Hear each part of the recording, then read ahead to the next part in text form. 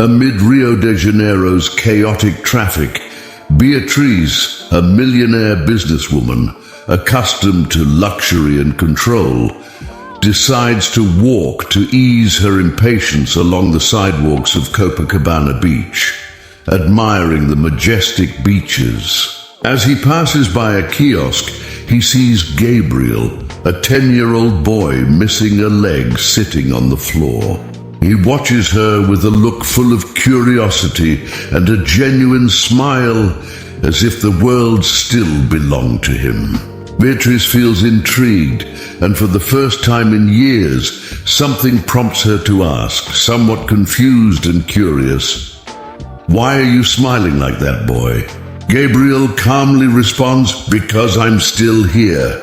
In Rio de Janeiro, on a cloudy and humid afternoon, Avenida Atlântica in Copacabana is congested, full of car horns and lights reflecting the urban chaos. The cool wind from the impending rain shakes the trees and waves on the beach. Inside a black luxury sedan, Beatriz, a 42-year-old woman, wears a designer blazer and expensive shoes. His tired eyes reveal someone who carries the weight of countless daily decisions. She checks her phone for the third time in 5 minutes and lets out an impatient sigh. Driver with a neutral tone says, "Dona Beatriz, traffic is blocked. It looks like there's a pileup up ahead." Beatriz impatiently crossing her arms. Of course, that can only be it. Soon today. She rolls her eyes and takes out her cell phone, but the battery is at 1%. Frustrated, she leaves the device on the car seat and decides to go for a walk. Beatriz, muttering to herself, says, "I think walking a little won't kill anyone." She opens the door in a hurry and leaves without looking back, straightening her coat as she takes a deep breath. When approaching a kiosk on the beach, Beatriz slows down. She sees children playing in the distance on the sand of Copacabana Beach, but a specific boy catches her attention.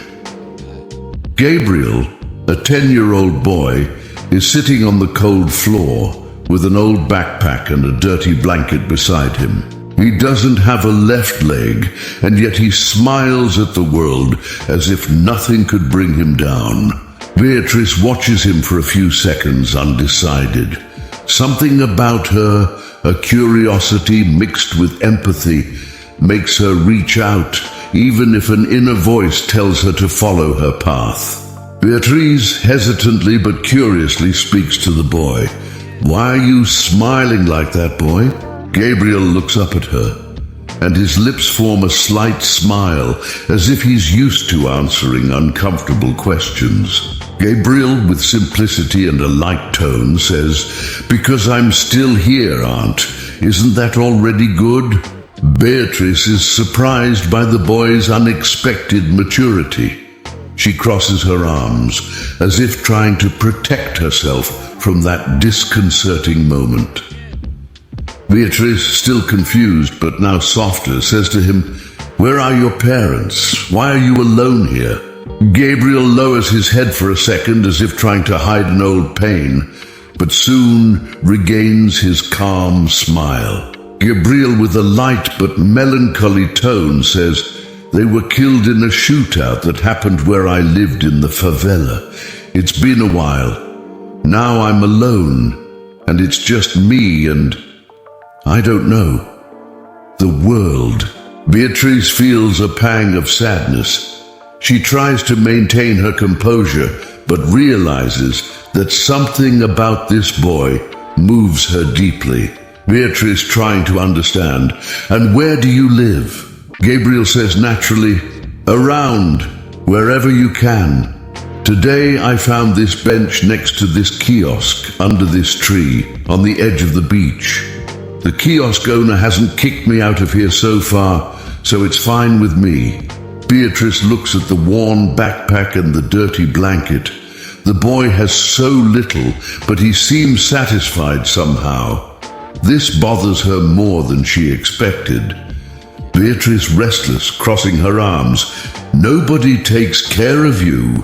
Gabriel gives a slight smile, but his eyes betray a deep loneliness and resignation and says, I take care of myself, and sometimes people help, but that's life, right? We have to learn to cope. Beatrice feels her heart sink. She had never stopped to think about the people who live on the margins of society, and now, face to face with Gabriel, she feels helpless and moved.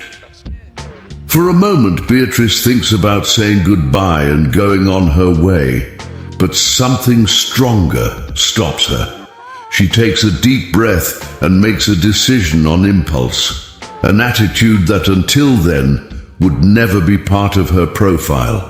Beatrice softly but decisively, Come, I'll take you to eat something. Gabriel looks at her with surprise and suspicion. He has heard many empty promises on the street, but something in Beatrice's voice seems different. Gabriel with a shy smile, Are you sure, Aunt?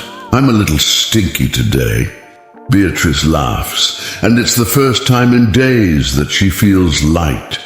Beatrice, with a genuine smile, tells the boy, Relax, I'm not a fan of perfume all the time either. Now come.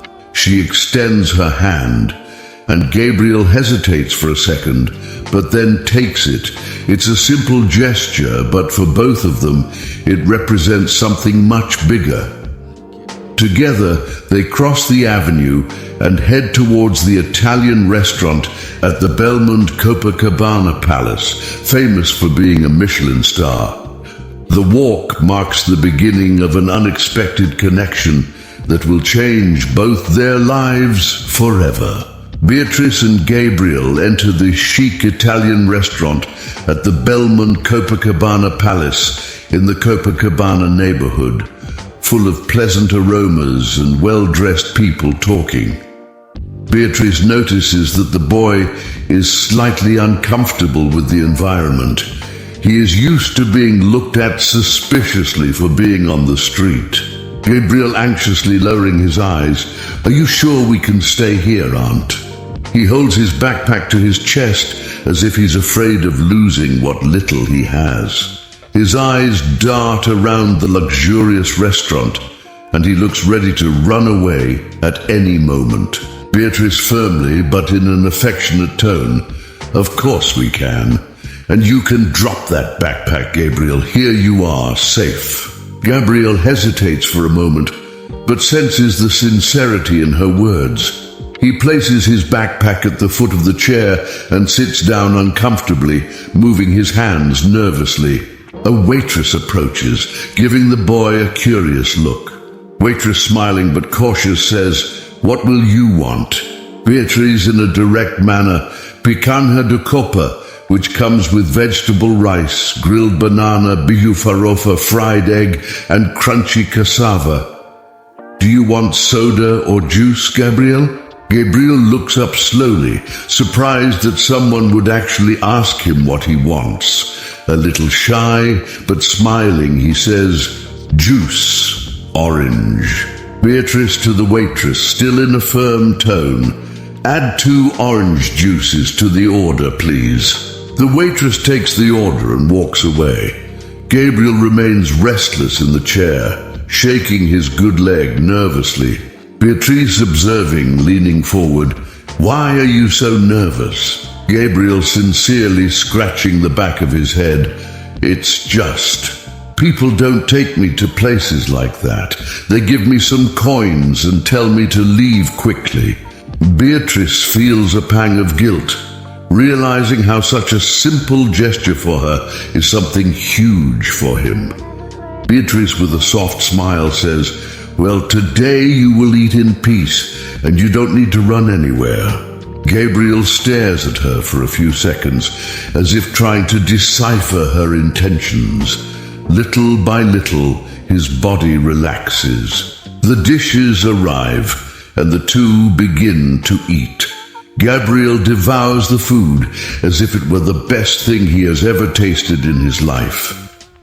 Beatrice watches him, intrigued by his genuine joy in the face of something so common. Gabriel, speaking with his mouth full, excited. This is the best food in the world. Interest.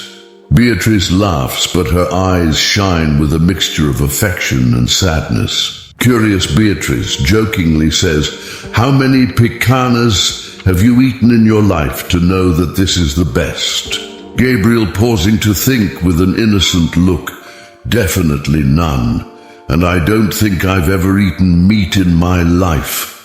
Or I think once, when I found a lunchbox thrown on a park bench. But this is the best." Beatrice smiles, touched by his simplicity. While Gabriel eats, she takes the opportunity to ask more questions, trying to understand what he went through. Beatrice, with a more serious tone, but without being invasive, "How did you lose your leg, Gabriel?" The boy stops chewing for a moment. He takes a deep breath, as if trying to push away the painful memories. Gabriel, lowering his voice, but trying to sound brave. "It was during a shootout in the favela where I lived. Me, my mom, and my dad were walking down the street together holding hands. Suddenly, a bunch of hooded guys appeared shooting. A rifle shot hit my leg, and several shots hit my mother and father. They didn't resist."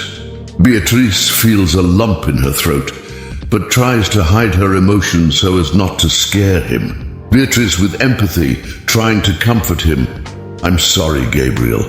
Gabriel shrugs, but his smile doesn't return this time. He stirs the juice with the straw, as if to change the subject. Gabriel, trying to be positive, "At least I was, and I can still walk on one leg. Want to see?" Before Beatrice can respond, he gets up and tries to balance himself on just his good leg, laughing at himself. Beatrice laughs along, but her heart is tight.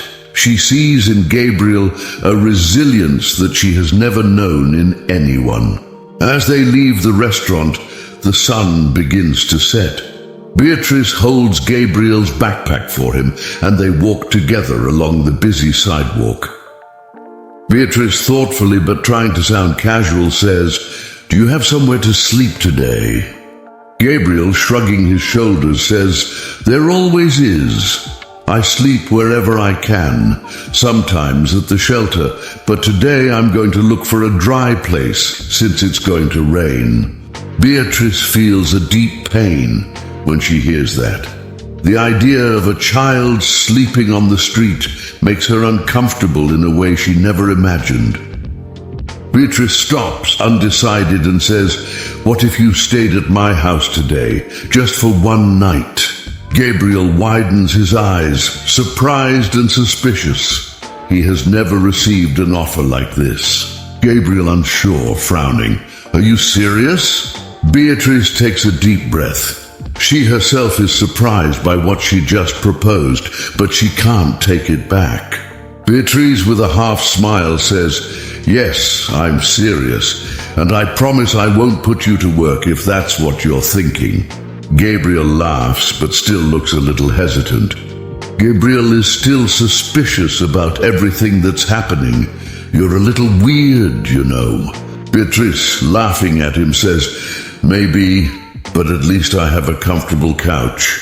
Gabriel finally smiles and nods in agreement. Gabriel, with some relief, says, "Okay then, come on, weird aunt." The two laugh together, and Beatrice feels something new growing inside her, a sense of purpose that she never found in her life of luxury and business.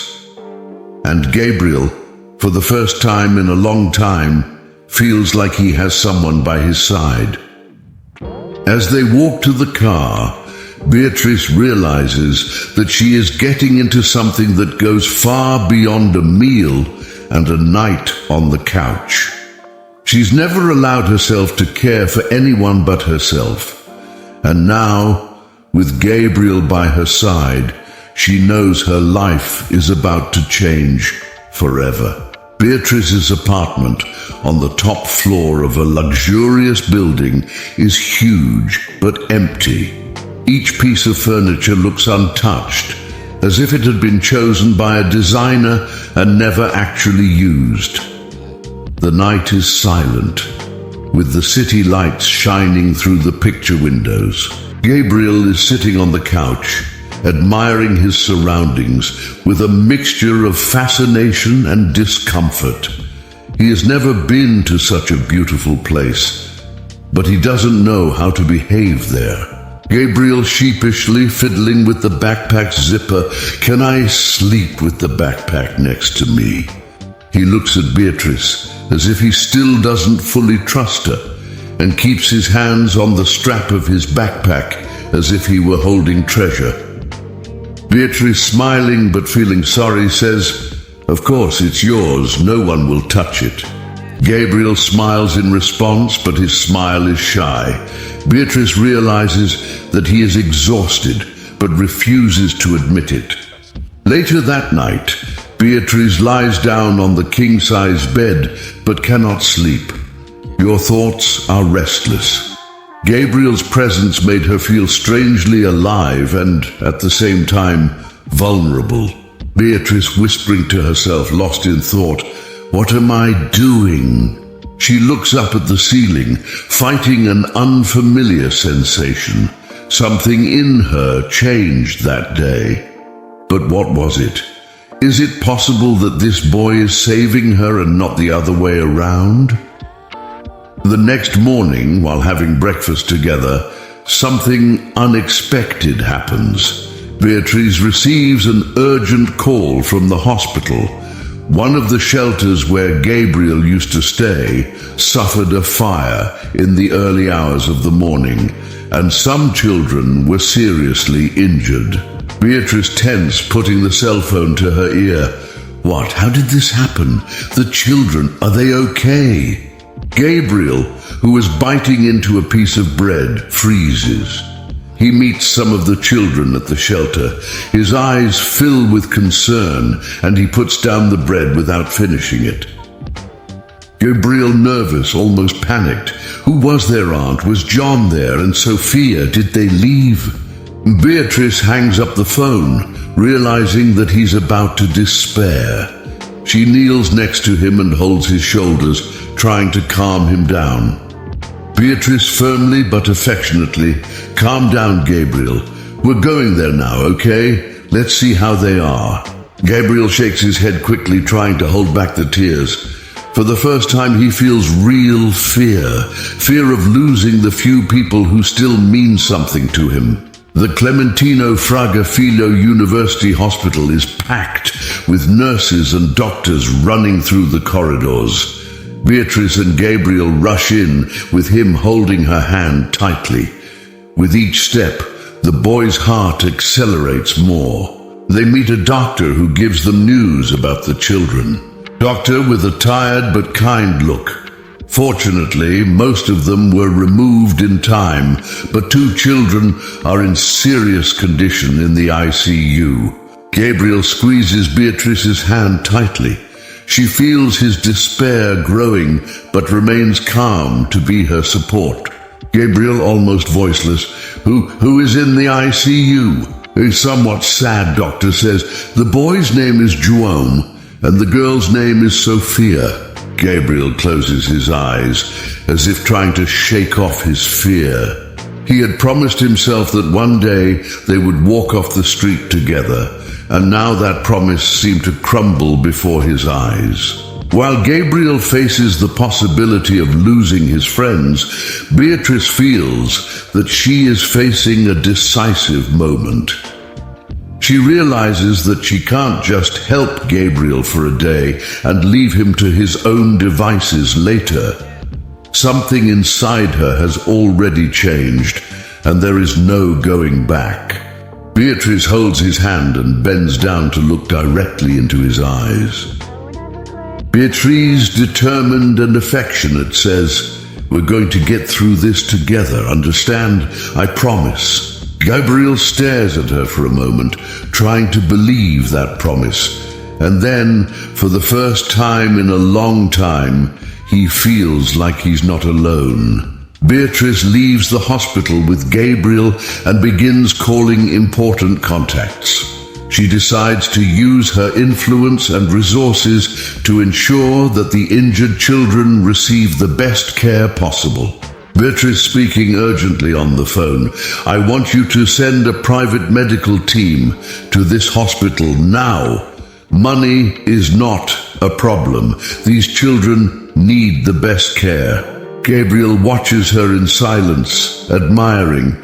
For the first time, he sees someone fight for him and his friends, and it leaves him speechless. This experience at the hospital makes Beatrice realize that her life needs to have more meaning than business and luxury. She can't keep living just for herself. At the same time, Gabriel sees a hope in her that he never imagined he would find. As they return home, Beatrice looks at Gabriel and sees in him more than just a street kid. She sees a chance for redemption and perhaps a new life. Gabriel thoughtfully but with gratitude. Thank you, Aunt, for everything. Beatrice smiles, touched by his simplicity. Beatrice with a half smile. There's no need to thank you. I think you're saving my life too, boy. And in that moment, they both know that nothing will ever be the same. Gabriel has been living with Beatrice for a week. He still struggles to get used to the luxurious surroundings and the fact that someone actually cares about him. On the other hand, Beatrice also needs to deal with the emotional complexity of caring for a boy who carries trauma and resilience in equal measure. Gabriel is sitting in the huge room, playing alone with a pen, twirling it between his fingers. Beatrice watches from the doorway, noticing that he is still uncomfortable with his new surroundings. Beatrice, kind but curious, says, "Don't you want to go outside and play? There's a park very close to here." Gabriel shrugs without looking at her. The fear of being rejected or judged by other children still holds him back. Gabriel, embarrassed, whispering, "What if they don't like me?"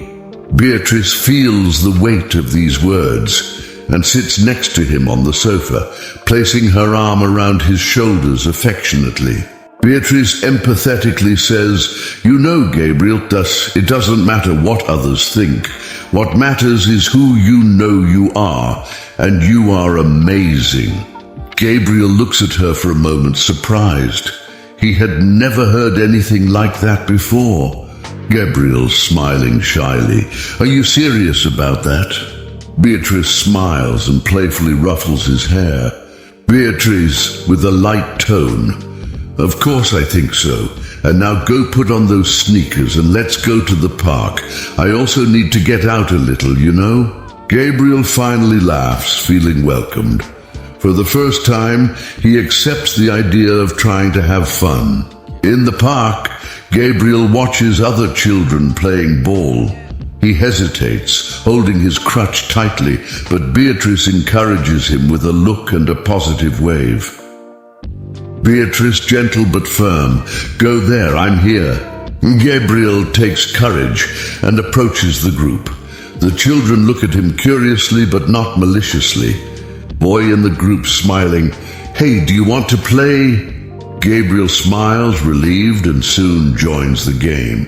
He discovers that he can play football even with one leg, running with the help of his crutch. As he jokes and laughs, Beatrice watches him from afar, teary-eyed. It's a simple but powerful moment, a small victory in the battle for Gabriel's self-esteem and belonging. As Beatrice grows closer to Gabriel, her business begins to feel the impact of her change in priorities. She needs to travel to an important meeting, but doesn't want to leave the boy alone. She's on the phone, standing on her porch, trying to resolve a crisis at her network of clinics. Beatrice tense but determined. I'm not going to travel this week. They need to find another solution. She firmly hangs up the phone, but then sighs, feeling the weight of responsibilities. Caring for Gabriel fills her emotionally, but it's also messing with her career. Gabriel sees her through the balcony door and notices her tired expression. He approaches silently. Gabriel speaks with a tone of concern. Is everything okay, Aunt? Beatrice smiles even if tired. She doesn't want Gabriel to feel like he's a burden. Beatrice affectionately, yes, boy, it's just one of those days. Gabriel seriously but sincerely says, I don't want to disturb your life. Beatrice kneels in front of him and holds his shoulders firmly. Beatrice determined, looking into his eyes. Listen here, Gabriel. You're not disturbing anything.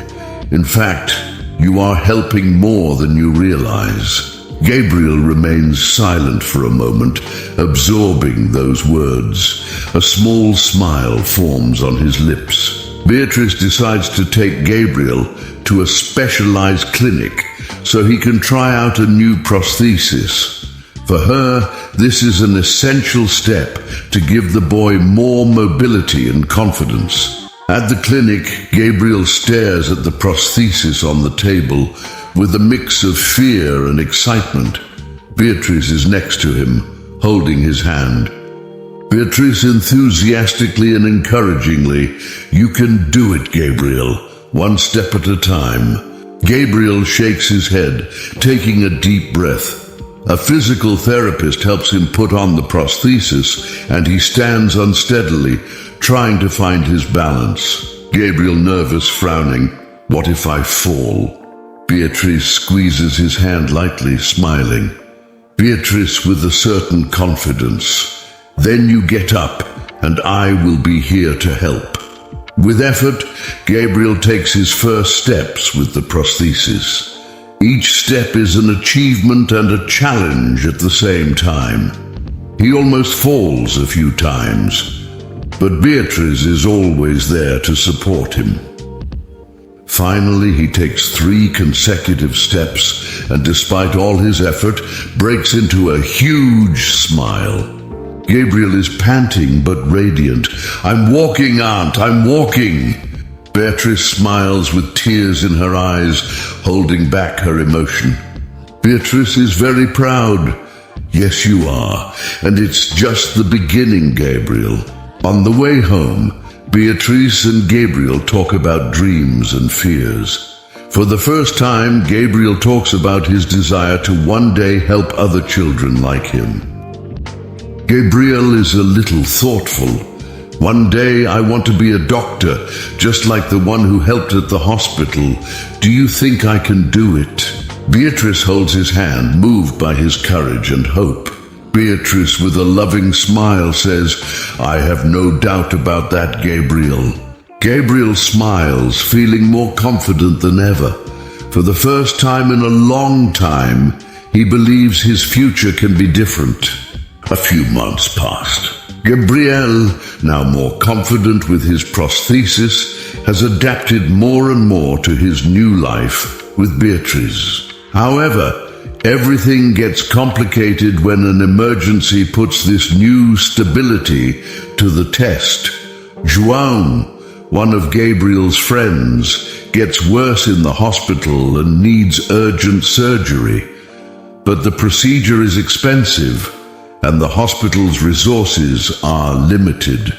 Beatrice and Gabriel are at home when they receive the call from the hospital. Doctor speaking on the phone seriously. João's condition has worsened. If he doesn't have surgery in the next 24 hours, he won't survive. Gabriel, upon hearing this, feels a growing despair. His eyes fill with tears, and he looks at Beatrice, looking for some hope. Gabriel, almost breathless, he can't die, Aunt. He can't die. Beatrice kneels down to his height and holds his hands firmly, feeling the boy's anguish. Beatrice, with a firm but emotional voice, says, Calm your heart, Gabriel. We'll figure it out, I promise. However, inside her, Beatrice knows that she will need to make a difficult decision to fulfill that promise. Beatrice finds herself in a dilemma.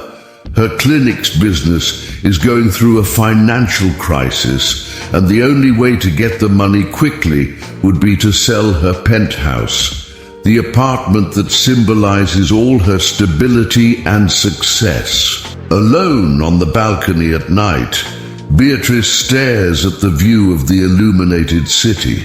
The cold early morning wind makes her hug herself. She knows what she needs to do, but the sacrifice is great. Gabriel finds her there as if he felt she needed company. Gabriel, with a worried tone, "Is everything okay, Aunt?" Beatrice takes a deep breath and pulls him close, hugging him tightly. She feels that this boy changed everything in her life. Beatrice, with a melancholy smile, says, "Everything will be fine. Sometimes we need to give up on some things." The next morning, Beatrice contacts her broker and puts the apartment up for sale.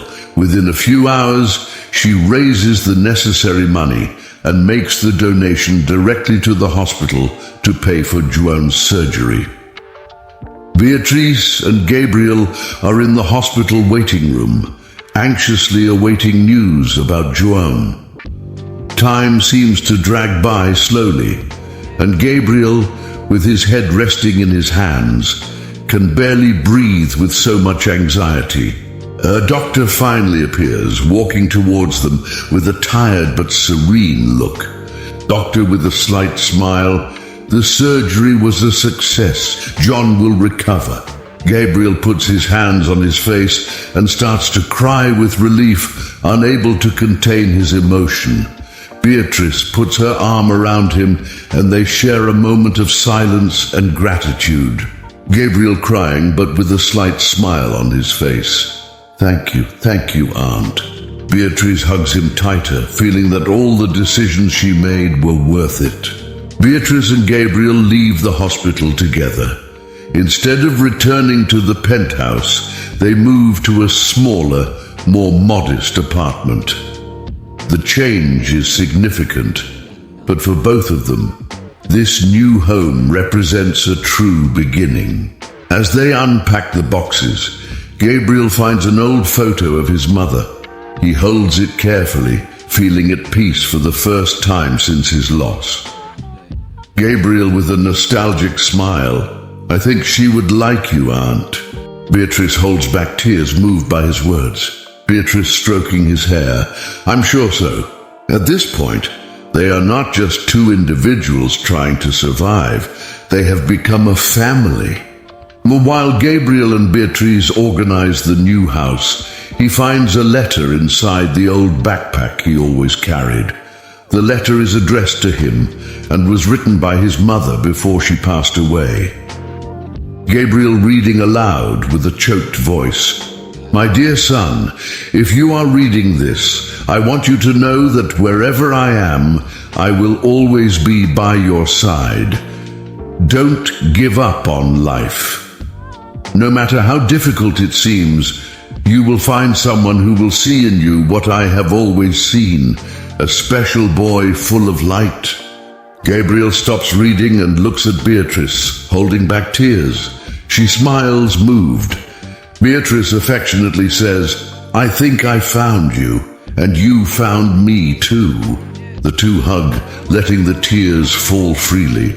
There, in that simple room, they both know that they've found something much bigger than they expected, hope and a new beginning. It's been a few months since Joan's surgery, and Gabriel and Beatrice's lives have found a new balance. Now living in a smaller apartment, they have adapted to a simple but happy routine. Beatrice realizes that for the first time, her house is more than a beautiful place. It is a real home. In the living room, Gabriel is sitting at the table, concentrated, with a notebook and books spread out in front of him. He's trying to catch up on his studies so he can go back to school. Beatrice watches from the kitchen with a cup of coffee in her hands and feels silent pride. Beatrice smiling to herself, who would have thought you would become a bookworm, huh? Gabriel looks up and smiles, proud of his progress. Gabriel says in a joking tone, I still don't know if I like books or football more. Beatrice laughs, and the sound of her laughter fills the room with lightness. Gabriel puts the pen behind his ear with a thoughtful look. Gabriel serious but hopeful. Aunt, do you think that one day I can really be a doctor? Beatrice walks up to him and places her hand firmly on his shoulder. Beatrice confidently says, I don't just think so, I know you can. Gabriel smiles, full of hope. For the first time, he doesn't just dream, he believes it's possible. Later, Beatrice and Gabriel visit the hospital to see João and Sophia, who are recovering well. João, now smiling and full of energy, runs to hug Gabriel as soon as he sees him. João happy, hugging his friend. We did it, Gabi. The two friends laugh and exchange stories, while Beatrice talks to Sophia, who is still recovering but full of hope. Sophia, with a smile, says, Thank you for everything, Aunt Bea. You're like a fairy godmother. Beatrice laughs, surprised and touched by the nickname. Beatrice, with a joking tone, says, I don't think they've ever called me that before, but I liked it. As they return home, Beatrice and Gabriel talk about the future. He's no longer the lost and suspicious boy he used to be, and she's no longer the cold and distant businesswoman. Gabriel speaks thoughtfully. One day I want to help other children like João and Sophia. Beatrice looks at him with admiration and realizes that her own life has also gained a new purpose. Taking care of Gabriel wasn't just an act of generosity, it was the redemption she didn't even know she needed. Beatrice, with a proud smile, says, And we're going to do it together, Gabriel. They walk side by side down the street, the setting sun lighting the path ahead, as if symbolizing the beginning of a new journey. Upon arriving home, Gabriel receives an unexpected letter. It is from an organization that offers scholarships to children in vulnerable situations. Thanks to Beatrice's recommendation and his efforts in his studies, he was approved for one of the best schools in the city. Gabriel, astonished, almost in disbelief, I did it, Aunt, I achieved. Beatrice smiles, moved. She hugs Gabriel and this time doesn't hold back her tears. They both know that this is just the beginning of a long and beautiful journey. Beatrice whispering with her eyes shining, You deserve it, Gabriel, and I will be with you every step of the way. The boy smiles, his eyes full of tears, knowing that he will never be alone again. Years later, Gabriel, now trained in medicine, opens a free clinic for needy children. Beatrice, always by his side, is proud to see that the journey that began with a simple gesture forever changed their lives and the lives of many others. Both found not only survival, but also purpose and a new chance to be happy. Years passed. Rio de Janeiro changed, as did Gabriel and Beatrice. Now Gabriel, aged 25, wears a white coat, walking through the halls of a free community clinic that he opened to serve needy children. On the clinic door, a simple sign says, Hope Clinic, because everyone deserves a chance. He walks confidence, leaning slightly on the prosthesis, now well adjusted. Gabriel greets each child with a genuine smile, remembering his own journey. At the end of a long day of care, Gabriel is at the clinic's reception, waiting for Beatrice. She enters elegant steps, despite her hair now slightly grey.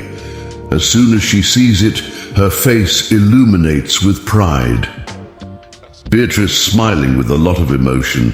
Dr. Gabriel, I never thought you were going to give me so much work.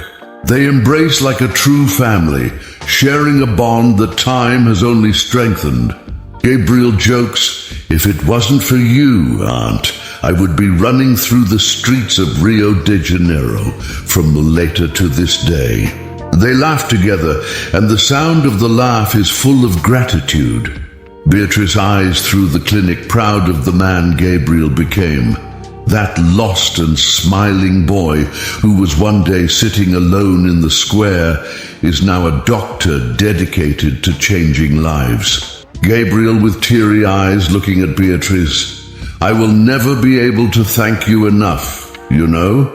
Beatrice with an affectionate smile tells him, it only promises me one thing, that you will never forget the boy he was and how much he dreamed of this moment. Gabriel shakes his head, thrilled. He knows he will never forget where he came from, let alone who helped him get there.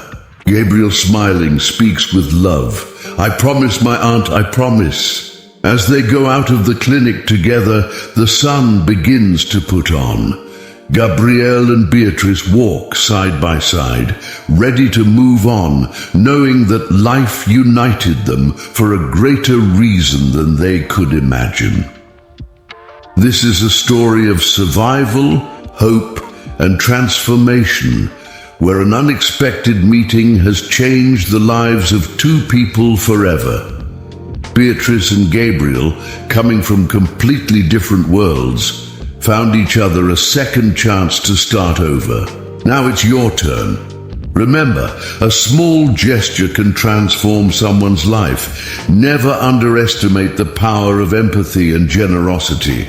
If this story touched your heart, share it with someone special. The world can be a better place when we spread love and hope. What did you think of this story? Leave your comment and tell what most moved you. Your opinion is very important to us. Don't forget to subscribe to the Kollobe channel Inspired Stories for more exciting stories like this. Thank you for being with us so far.